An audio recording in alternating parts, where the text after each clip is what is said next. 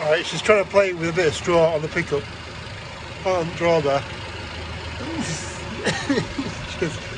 Oh, she's a nutter. She's going to get run over if she's not careful. And I hope not, because she's a nice little cat. But she's nuts. Absolutely nuts.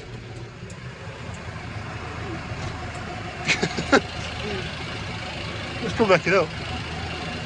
Right, so just come down to pick the baler up because I want to get baler into the hay barn. Pick a pitch. It's changed out for the clevis. And just to back up there, get it hitched on, and then move them logs that way. It should slide out, hopefully. I'm hoping. And then we'll take it around to the hay barn. Right, so we're in. And I bet she's going to be all over it in about half an hour.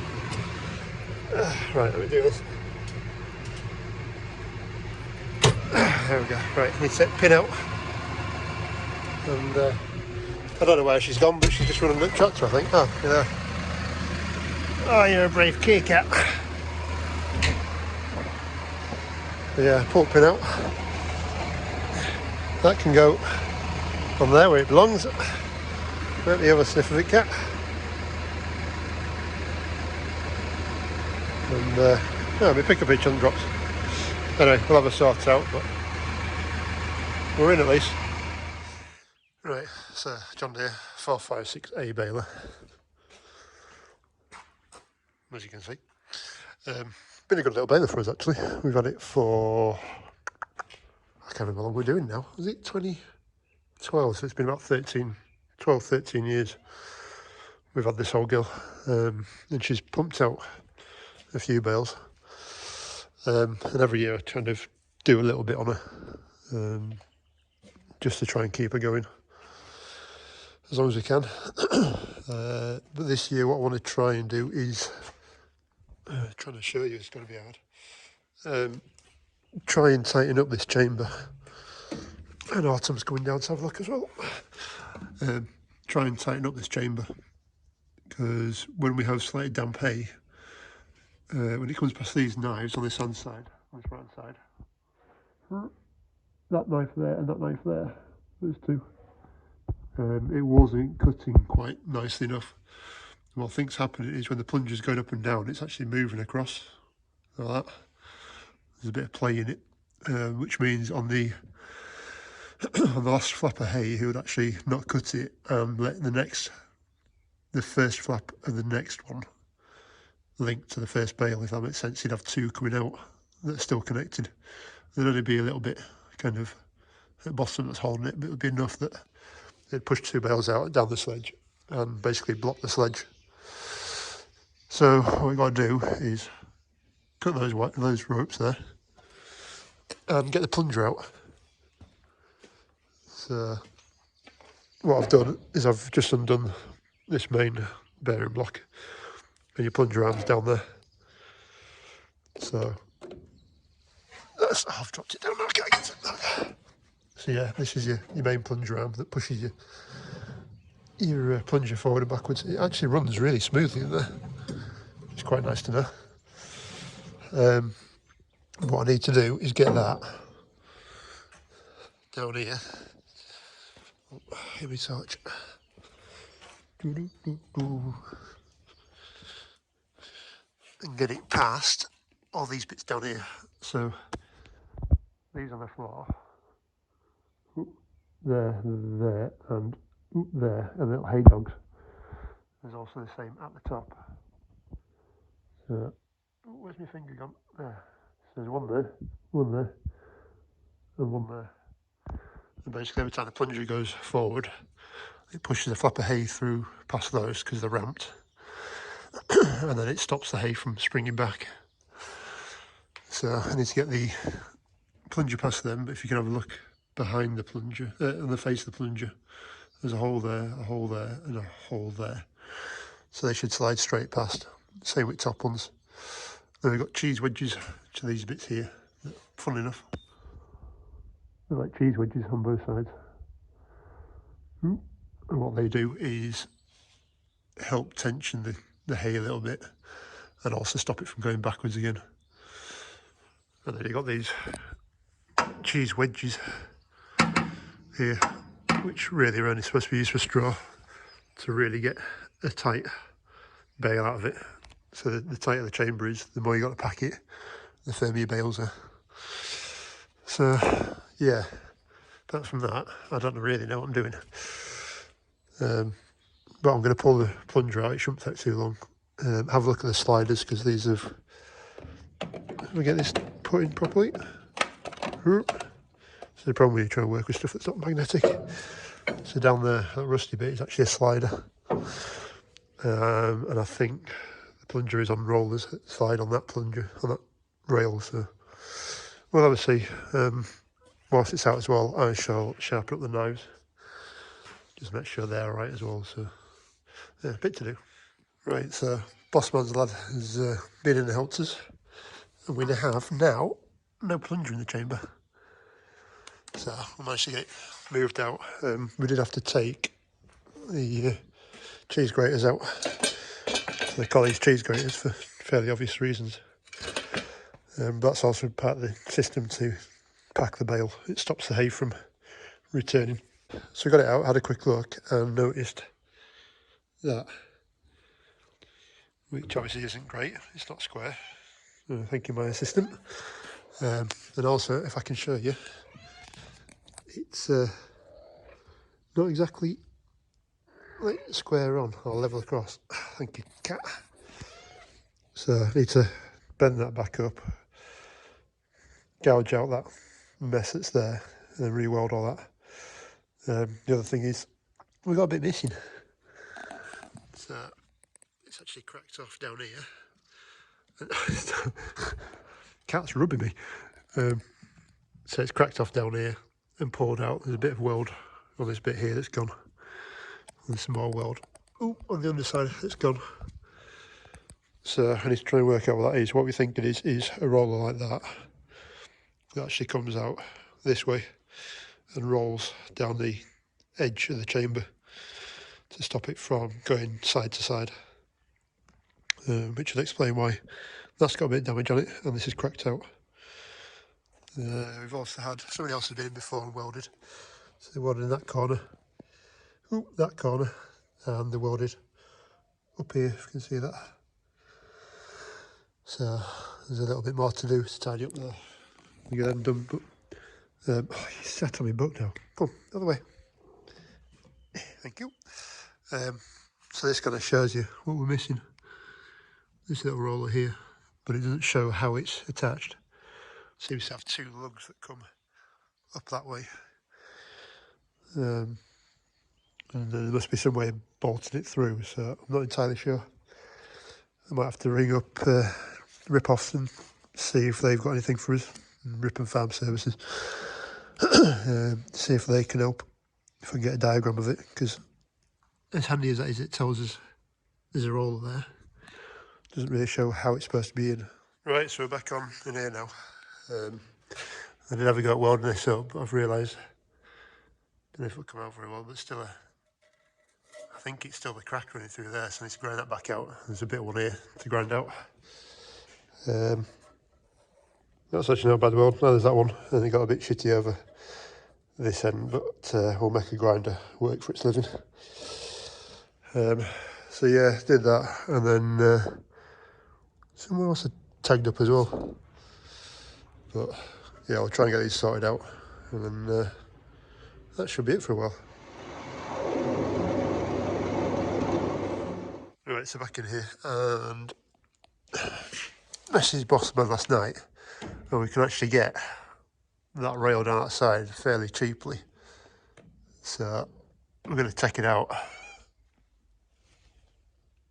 Thank you. We're going to take it out. So what there is like a bolt that comes in from the side, and then there's a bolt that goes up. The bolt that goes up, I hope it is captive. And bloody cat. Everything else should be fairly easy to undo, hopefully. I thought they had a slot in the top of them, and those bolts are in there, but we'll see. I just got some DD forks today to loosen it all up. and we'll just give it a go, I suppose. But yeah, it'd be nice to do that. I'll check everything else that's in there as well, because the problem is I'm starting to get deeper and deeper into this, and it's like, oh, do we change everything else at the same time? But I know what the bossman might say. I think that next rail down there at the bottom, the one down there at the bottom, is slightly one, which won't help the job either, because I need to try and set the chamber, but the chamber needs to be fairly straight and not one. Really? Really? Bloody cat. Right, so finally got this out, which is that angle line. I don't know how well you'll see down there, but there's definitely a kink in it about, if I can do it, we'll see, oh, somewhere here. It's not a massive dink, but yeah, about there. Somewhere there's a dink. So, it's quite warm, the fair lip. It runs out towards the back. You can see it's been pushing on the side here as well. That's this roller's been running there. You can see where the roller's been running it. If you look at that line, stops there and gouging there. So I don't know what's been happening, but yeah, if it's say for 50 quid, just be easy to replace this. Right, I want to try and get a bit more done on this thing today. I'll tell this supervisor's here as well. So I took this down yesterday. So I've ordered this piece again because she's a bit warm there and a bit down there, and she had a big bend in her. Talked to my parts man and they said, well, things are getting worse because they're now on back order. Something tells me Mr. Trump has something to do with that because he was coming from America. Anyway, I put it into the vise yesterday and it straightened up a bit. It's not great, but might have to do. So what I'll do is test fit it back in the hole and see what kind of play we've got in the holes that are down there. The only thing I did forget was, well, I didn't really forget, those holes, some of them are wallowed a little bit. The heads of these aren't exactly square anymore, so they've got like a shoulder on them. Looks like they've been replaced anyway, and better. Talking to a parts man, they're actually a shear bolt from, you say a plough shear bolt, or a plough bolt or something like that, so not too hard to get hold of, which is good. But I'll do for time, get that set up, see where we are, and basically work out where I need to weld that other part on the plunger. And yeah, it's a pain in the ass being in here and then having to walk 50 metres across there to go get bits or bring stuff across, or whichever way around. So anyway, we'll get set up, we'll take all that crap out and we'll see how far we can get. Right, we're just starting on this. Bossman's run off to do a caravan, so I'm going to have to take these off. These are the adjusters that sit, I think, bale chambers around the outside, and that's your rail that we're going to replace. This sits under the chamber, and there's a plate that comes down here to adjust that and this rail in or out into the chamber. And then you have this coach bolt, I don't know what you call it, square edge bolt, goes through there like that. It's flat on that side, and then you can adjust the rail in and out using this, winding these two bolts in and out. So I'm taking these off because, well, I can't really undo them very well. I'm having to use 2 spanners to undo them because they haven't been done for quite a while. So this is going to be fun. It's dating me already. Right, so we've just been in and measured in the baler chamber, and we've just had this tack welded to where we think it is. I could do really get that bearing out before I warm it up too much, but we'll just get that filled in, welded up, and it should be about it. To be fair, we could always go and test it really, but we're pretty sure that's in the right place. So yeah, happy days. Right, well it's welded up. We'll see if it lasts, I suppose. Got a bit of heat through. Not really sure much there, but I think it will last. Should be alright. There's enough on it anyway. So, right, we'll leave that to cool and I'll go for some lunch. Cat in the box. Right, so we just put the plunger in and gone for revolution, and I'd kind of forgot about it, but if I stick that there, it's all very awkward, is this? I'll stick that somewhere there, stay, and then zoom in. There is 3 dogs, and there's a piece of steel next to that dog that's actually stopping it. It's just too long. So it's basically that bit of steel there. It's chopping back to let that dog through. More like that kind of a hole there. So unfortunately, can't do it in the chamber, I don't think. So we'll undo it and bring it back out again. Yeah. Right. Well, ladies and gents, welcome to Thursday morning. And literally just turned up and it's raining, and it seems like it's going to rain most of today. So we're going to try and find some jobs out of the way, which includes hopefully this. So yesterday we had a battle on, and I mean a battle on, to get that plunger back in there. First problem we had was, I'll show you anyway, but these are the hay dogs at the bottom. These 3. There. 1, 2, 3, and then there's 3 more at the top. 1, 2, and 3.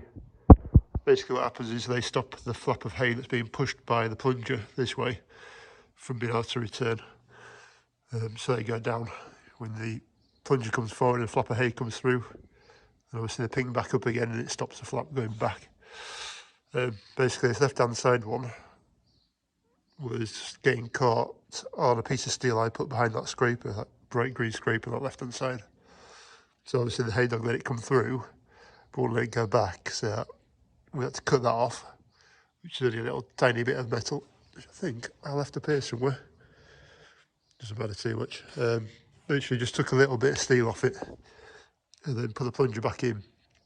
Well, we had a right battle, and I'm not sure if it was the top dogs, one of the top dogs who was in the way, or if it was one of the scrapers that stopped us, but we could not get it in. It took about an hour and a half to get the plunger back, and I lost my rag. I got a little bit annoyed. It was getting later in the day, and I needed a cup of tea really. But anyway, we got over that quick enough, and then shoved that back in, and now she is running really rather nicely.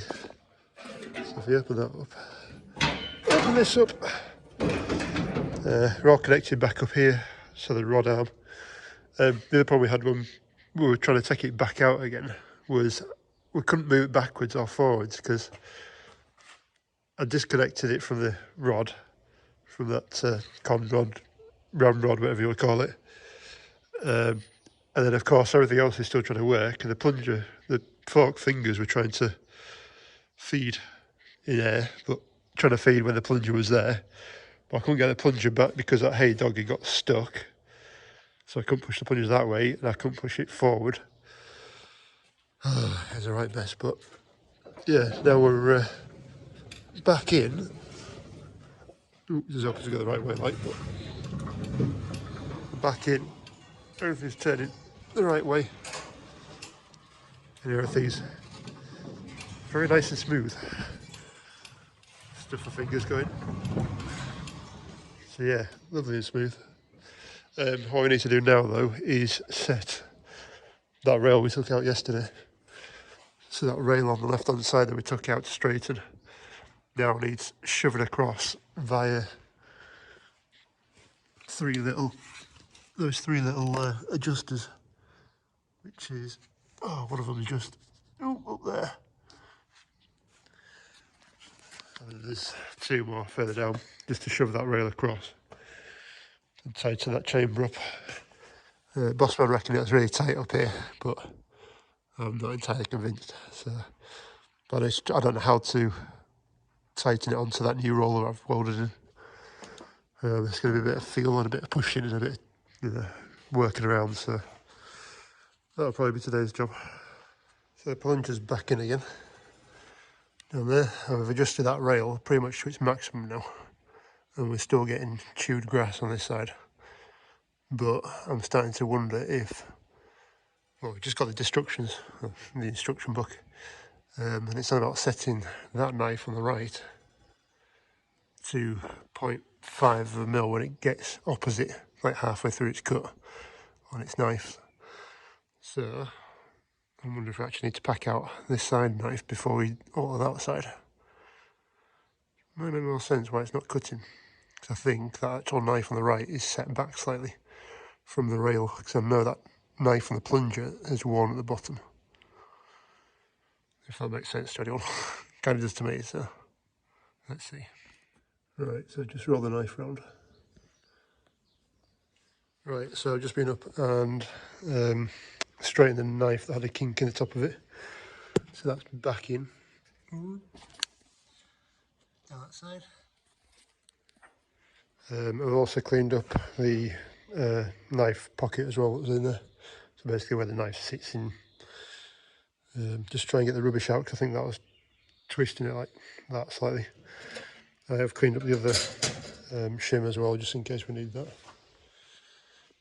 But there's now I've straightened that knife up, it actually looks better in the chamber as well, as I can't hear it clunking, but I need to go grab Bossman and see if it's actually, the whole plunger was kind of moving out around the edge of that knife and then back again, which obviously isn't right. So yeah, I don't know if we're getting anywhere, but we're getting somewhere.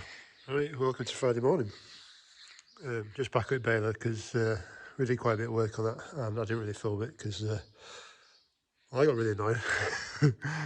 It's trying to work out stuff. Basically, I did a couple of bits towards the middle of the day yesterday, which don't really make too much sense. So, after we shimmed the plunger across in the chamber, realised that we actually need to shim out the knife that's a fixed one on the chamber side. So I did that, and then we had it clipping, the back of the knives were clipping each other on the way past and then back. So every time it came forward, it'd kind of come back out and then round the knife, finish its plunge, and then hit the back of the knife.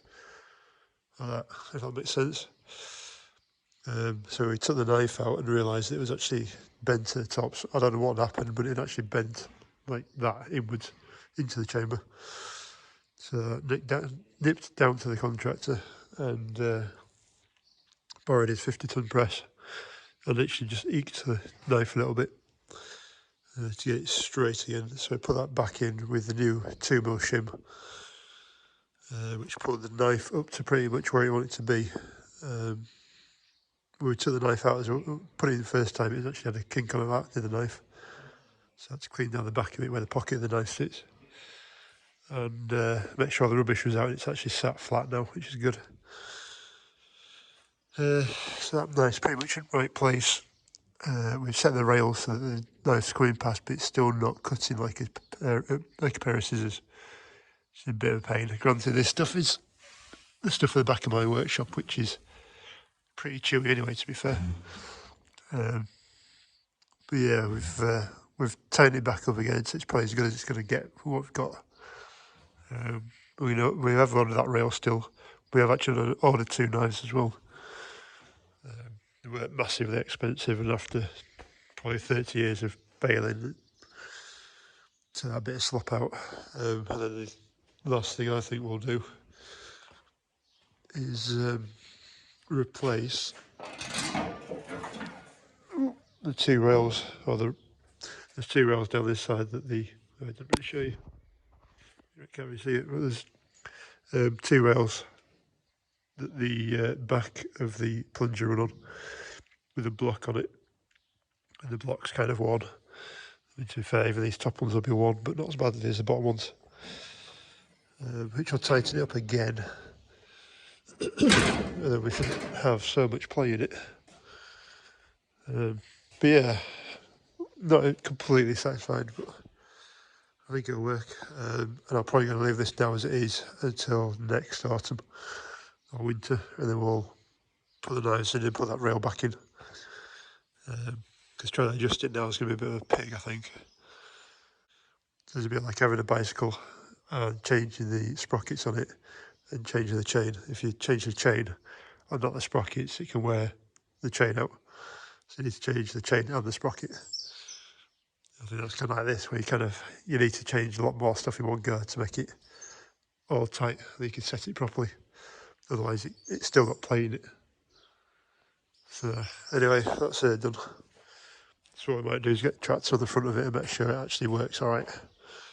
So I prefer it to go bang here, and then when we're in the field ready to bale some hay,